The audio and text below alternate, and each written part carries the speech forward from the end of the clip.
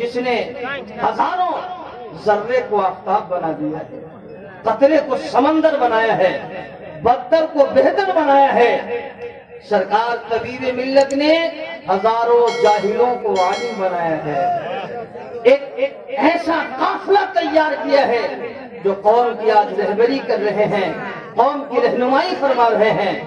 سرکار طبیب ملت نے جو عطا کر دیا اس قوم کو، وہ 1-2 سال تک نہیں بلکہ صبح قیامت تک لوگ فیض پاتے رہیں گے اور سرکار طبیب ملت کو یاد کرتے رہیں گے، محبتوں کا خیرات پیش کرتے رہیں گے۔ آپ کی توجہ اگر تھوڑی سی ادھر ہو تو میں کچھ بات آپ کی سماعت کے حوالے کروں۔ اپنے معمول اور اپنے وصول سے میں ہٹ گیا اس لیے کہ کھڑا ہوتے ہی یہ مجمع میں جو افراتفری کا ماحول بنا، یہ صرف سہراب صاحب کے لیے بھیڑ تھی، مجمع تھا۔ آپ کو تو صرف سرکار طبیب ملت کی خوشی کے لیے یہاں حاضر رہنا چاہیے تھا، اللہ اس کے رسول کی رضا کے لیے آپ کو بیٹھنا چاہیے تھا۔ آپ ایک ولی کی بارگاہ میں خراج پیش کرنے کے لیے آئے ہیں اور آپ کا یہ انداز، یہ تیور، یہ لہجہ اچھا نہیں لگا۔ میں آپ کو بتاؤں ایک بات مجھے یاد آ گئی، میں نے کہا کہ محبتوں کا خراج پیش کرنے کے لیے آیا، سرکار پیر و مرشد کو اپنا میں یہ دکھانے کے لیے، اپنی صورت دکھانے کے لیے آیا کہ آپ کا غلام آپ کی چوکھٹ پر آ گیا ہے، کل بھی آپ نے نوازا تھا، اے میرے پیر آج بھی نواز دیں، آج بھی نگاہ کرم فرما دیں۔ مجھے یاد آیا سرکار، بلکہ وہ تاریخ مجھے یاد آئی، مدینہ شریف کی پیاری گلی ہے، سرکار دو عالم صلی اللہ علیہ وسلم کی چوکھٹ پر ایک آنے والا غلام، غزنی کا بادشاہ ہے محمود غزنوی، اپنے کاندھے میں مشکیزہ لٹکائے ہوئے سرکار کے مہمانوں کو پانی پلا رہے، آؤ ذرا تم بھی پی لو، بھائی ایک گلاس تم بھی پی لو، لو پانی تم بھی پی لو۔ کسی نے دیکھا، پہچان لیا، قریب آیا، اس نے کہا آپ تو غزنی کے بادشاہ ہیں، آپ تو شہنشاہ ہیں، آپ تو تاجور ہیں، یہاں پانی پلا رہے ہیں، یہاں غلامی کا نذرانہ اس انداز سے پیش کر رہے ہیں۔ کہنے لگے چپ ہو جا، بادشاہ میں غزنی کا ہوں، یہ وہ چوکھٹ ہے جہاں بادشاہ بھی غلام ہوتے ہیں، یہ وہ بادشاہ کی چوکھٹ ہے جہاں بادشاہ بھی غلام ہوتا ہے۔ میں اپنی غلامی کا ثبوت پیش کر رہا ہوں، میں محبتوں کا خیرات پیش کر رہا ہوں۔ سوال جواب بہت پیارا تھا، دل کو ٹھنڈ پہنچی، بڑا سکون ملا، پوچھنے والا دیکھتا رہ گیا، واقعی میں سچا غلام لگ رہا ہے، واقعی میں بہت عقیدت سے آنے والا غلام اپنی محبت کا خراج بڑے محبت بڑے لہجے میں پیش کر رہا ہے۔ تھوڑی ہی دیر کے بعد اس نے دیکھا مصر کا بادشاہ اپنی شان و شوکت کے ساتھ، اپنے شاہانہ لباس میں، اسی انداز میں جس انداز میں ایک بادشاہ چلا کرتا ہے، وہی دربار رسول میں حاضری پیش کرنے کے لیے آ رہا ہے۔ یہ ڈانٹ پڑا کہ ٹھہر جائیے، یہ جو لہجہ ہے، یہ جو انداز ہے، یہ جو تیور ہے، یہ آپ کا اپنے گھر پر ہونا چاہیے تھا، اپنی ملکیت میں ہونا چاہیے، اپنی سلطنت میں ہونا چاہیے تھا۔ آپ اس رسول کے چوکھٹ پر آ رہے ہیں جہاں بادشاہ بھی غلام ہوتا ہے، کیونکہ انہوں نے جو کہا تھا وہ یاد تھا۔ کہنے لگا کہ آپ کو اس انداز سے نہیں، غلامی کے لہجے میں آنا چاہیے تھا، آپ بادشاہی انداز سے آ رہے ہیں، کیا مطلب ہے؟ اس نے جو کہا وہ بھی سونے کے قلم سے لکھنے کے قابل ہے۔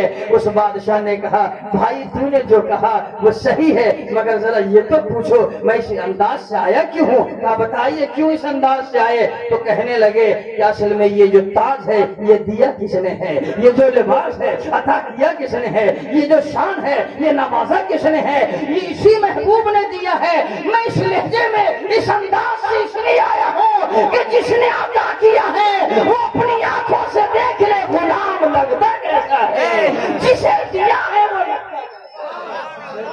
یہ اس انداز سے آیا ہوں۔ قسم خدا کی وہی جذبہ، وہی دل، وہی نیت، وہی لہجہ، وہی خیال، وہی تصور لے کر آج میں نے اپنے سر پہ عمامہ باندھا ہے، یہ شیروانی اسی لیے پہنا ہے، یہ ہم نے چندری اسی لیے رکھا ہے کہ جس پیر نے مجھے نوازا ہے وہ آج اپنی آنکھوں سے دیکھ لے میرا غلام جو قطرہ تھا آج سمندر بن کے لگتا کیسا ہے، جو ذرہ تھا آفتاب بن کے لگتا کیسا ہے، جو ادنا تھا میں نے آلہ بنایا تھا آج آج وہ لگتا کیسا ہے، اس لیے یہ میں نے چوگا پہنا ہے۔ تقریر کرنے کی نیت نہیں ہے، خطیبانہ انداز پیش کرنے کا خیال نہیں ہے، غلامی کا ثبوت پیش کرنے کے لیے غلام حاضر ہے۔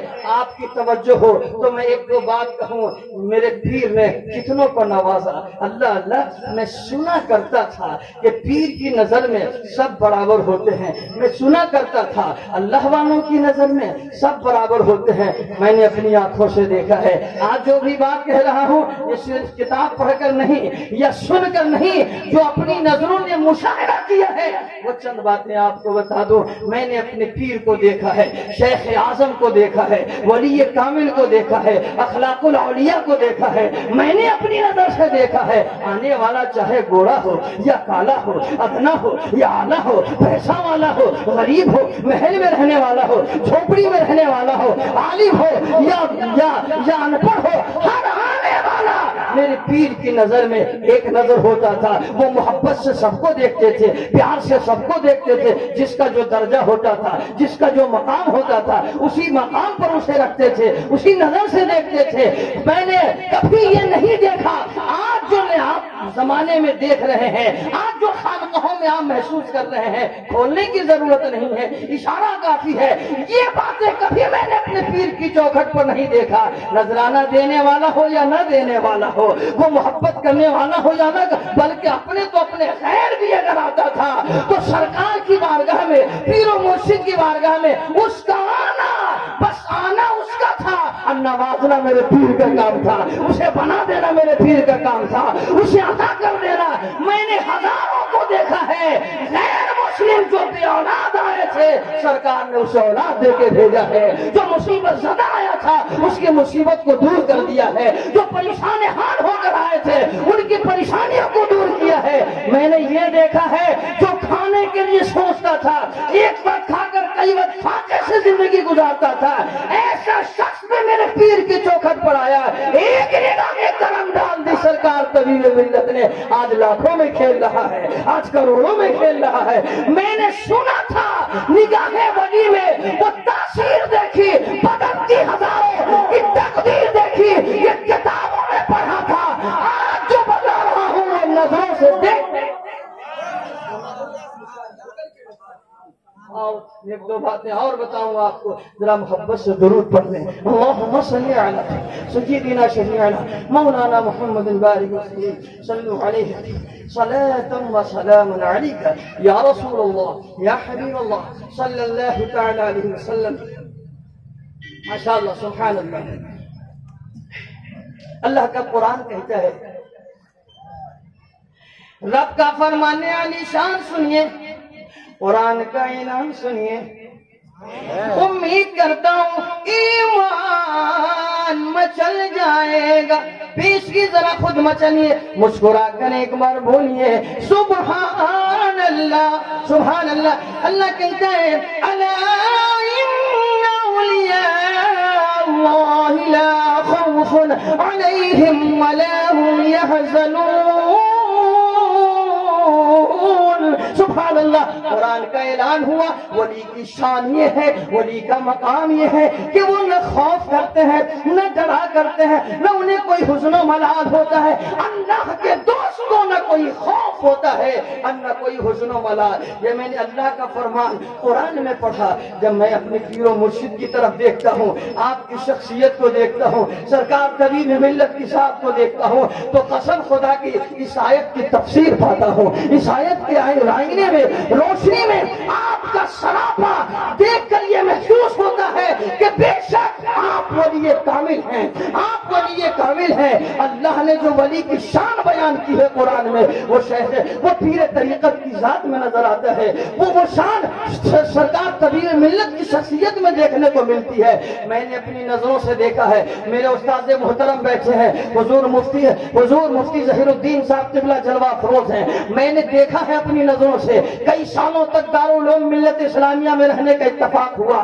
جب حضور شیخ طریقت طبیب ملت مدرسے سے نکلتے تھے تو لگتا تھا خدا کا کوئی شیر جا رہا ہے۔ کیا تیور ہوتا تھا، کیا انداز ہوتا تھا، کیا چہرے پر رنگ ہوتا تھا۔ اور جب سرکار طبیب ملت کہیں سے آتے مدرسے میں تو ایسا لگتا کوئی علی کا شیر آ گیا ہے، پورا مدرسہ مہک اٹھا، مچل اٹھا تھا، اور لگتا تھا ایسا کہ اب تک بہت سارے لوگ مدرسے میں تھے لیکن اتنا ویسی کیفیت محسوس نہیں ہوتی تھی، اور حضرت کی شخصیت آتے ہی، آپ کے تشریف لاتے ہی لگتا تھا مدرسہ مکمل ہو گیا ہے، لگتا تھا ادارہ مکمل ہو گیا ہے، لگتا تھا خانقاہ مکمل ہو گئی ہے۔ اور ڈرنے کی بات، اللہ اکبر، اللہ کے ولی بے ڈر ہوتے ہیں، بے خوف ہوتے ہیں۔ مجھے تاریخ یاد آ رہی ہے، اللہ میں ساتھ میں تھا حضور طبیب ملت کے، اکثر پیر و مرشد مجھے اپنے ساتھ سفر پر لے جایا کرتے تھے، میں پیچھے بیٹھا تھا، مجھے تاریخ یاد آئی، وہ چھوٹی بازار سے گزر رہا تھا تو رات کے تقریباً 11 ساڑھے 11 بج رہے تھے، چند مریدین کھڑے تھے چوراہے پر، راستے پر، بازار میں۔ حضرت کی گاڑی روکی گئی، سلام ہوا، مصافحہ ہوا، تو مریدوں نے کہا کہ حضور آج راستہ بدل دیں، ابھی کچھ دیر پہلے کانڈ آگے ہوا ہے، کل پرسوں سے بھی عجیب طرح سے ماحول بنا ہوا ہے، حضور ادھر سے نہ جائیں، راستہ مناسب نہیں ہے۔ حضرت نے فرمایا راستہ مناسب ہے یا نہیں یہ مجھ پر چھوڑ دو، تم لوگ بے فکر ہو جاؤ، تم لوگ بے فکر ہو جاؤ۔ اللہ والے کو اس کا غم نہیں ہوتا، اس کا ڈر نہیں ہوتا کہ یہ راستہ کیسا ہے۔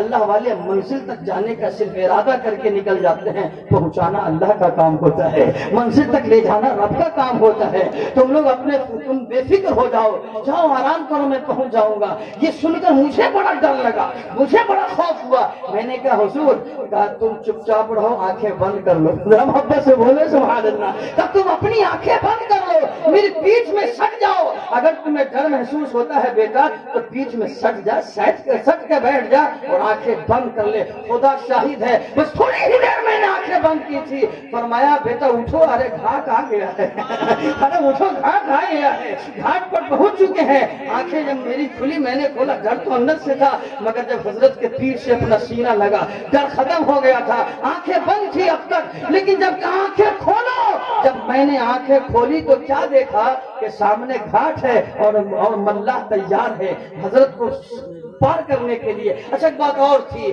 وہ چاہے موسم جیسا بھی ہو، طوفان جتنا بڑا ہو، سمندر موجیں مار رہا ہو، اس باندھ سے اس باندھ تک دریا پھیل گیا ہو، رات کا 12 بج رہا ہو، 2 بج رہا ہو، بس ملاح کو یہ احساس ہوتا یا حضرت آواز دے دیتے کہ اٹھو چلو، تو پھر ملاح کا بھی خوف ختم ہو جاتا تھا، اس کا بھی ڈر نکل جاتا تھا، اس کا بھی ڈر نکل جاتا تھا۔ رات کی تنہائی میں، اندھیری رات میں، اس باندھ سے اس باندھ تک دریا پھیلا ہوا ہے، طوفان چل رہا ہے، ہوا تیز چل رہی ہے، مگر ملاح نکل جاتا۔ ملاح کو بھی یہ خبر تھی یہ اللہ کے وہ ولی ہیں کہ جو ان کے ساتھ ہو جاتا ہے اس کا بھی بیڑا پار ہو جاتا ہے۔